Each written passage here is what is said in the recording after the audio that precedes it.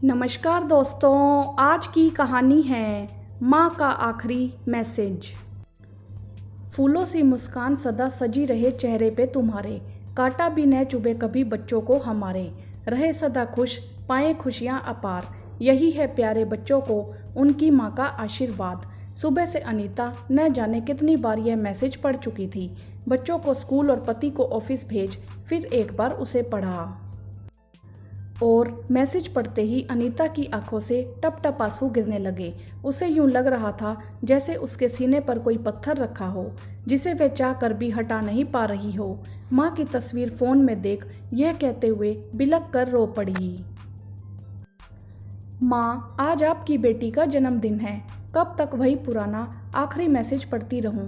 कुछ नया भेजो ना। फिर खुद ही अपने आंसू पोंछ अपनी माँ की फोटो चूमते हुए बोली, मैं जानती हूँ माँ, आप ऊपर से मुझे देख रही होंगी। आज मेरे जन्मदिन पर मुझे पहले की तरह आशीर्वाद भी दे रही होंगी, पर माँ, मैं आपको देख नहीं पाती तो एक हुक सी उठती है। कितना अच्छा होता आप आज भी हमारे साथ होती। कितना अच्छा होता आपको वह बीमारी हुई ही ना होती। बीमारी, हाँ, उसकी माँ को वही जानलेवा बीमारी तो थी जिसके नाम से ही डर लगता है। वो भी ऐसी जगह नहीं जहां ऑपरेशन या कीमो से ठीक हो सके। उन्हें तो खाने वाली नली में कैंसर हुआ था, जिसका पता लास्ट स्टेज पर लगा। डॉक्टरों ने तो देखते ही इलाज करने से मना कर दिया। पापा के जाने के बाद माँ ही तो थी जो हम बच्चों पर अपनी ममता बरसा रही थी, पर अब वह भी हमारा साथ छोड़कर जाने वाली थी। अनीता, उसके भाई और भाभी ने बहुत कोशिश की कि माँ को इस बीमारी का पता न चले, पर सारी जिंदगी हर बीमारी हारी में सबसे पहले सबके साथ खड़ी होने वाली माँ को तो जैसे सब पता था। माँ के आखिरी दिनों में वहीं उनके पास थी अनीता। जब उसका जन्मदिन पड़ा था तब उसके लाख मना करने के बावजूद माँ ने भाभी से बोलकर पकवान बनवाए थे। खुद एक एक बूंद पानी को तरस रही माँ ने जब अपने हाथ से उसके मुंह में निवाला डाला तो अनीता का कलेजा मुंह को आ गया, पर अपनी माँ के गले लगकर खूब रोई। तब माँ ने उसके आंसू पोंछते हुए कहा, बिटिया, यहाँ कौन अजर अमर है? मरना तो सभी को है। मायने ये नहीं रखता कि किसने कितनी जिंदगी जी, मायने तो यह रखता है कि हमने उसे कैसे जिया। इसीलिए मुझे संतोष है कि मैंने और तुम्हारे पापा ने जाने से पहले सारी जिम्मेदारी निभा दी और मेरा तुम्हारे पापा के पास जाने का समय आ गया है। फिर भाभी और भाई को अपने पास बुलाकर हम सबका हाथ एक साथ पकड़कर फिर से बोली, तुम सब लोग हमेशा साथ रहना, हर खुशी और गम में एक दूसरे का साथ निभाना। हम सब रोते हुए माँ के गले से लिपट गए।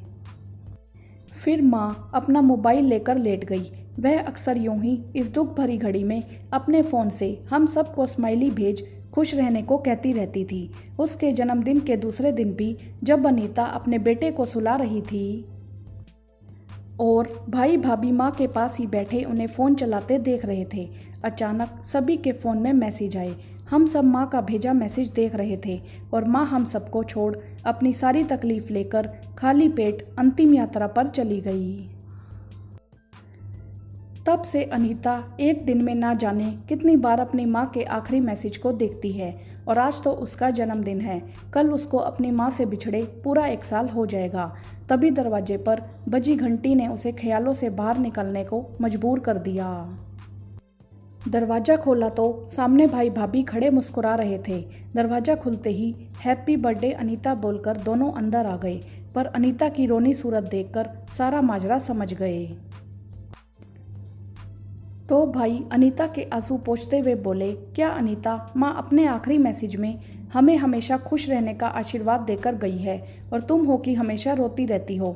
उनकी बेटी होने के नाते तुम्हारा तो फर्ज है उनकी इच्छा को पूरा करना, और उन्होंने कहा था कि हम हमेशा साथ रहें।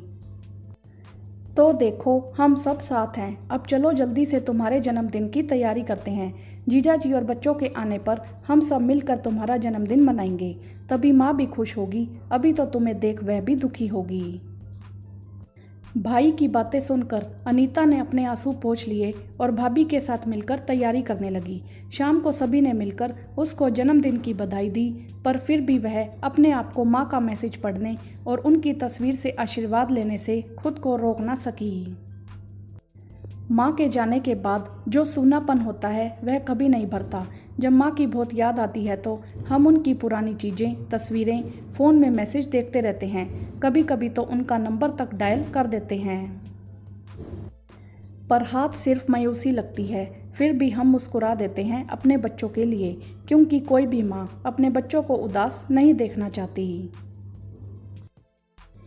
वीडियो को लाइक करें, ज़्यादा से ज़्यादा अपने फ्रेंड्स और फैमिली के बीच शेयर करें और चैनल को सब्सक्राइब भी करें। धन्यवाद।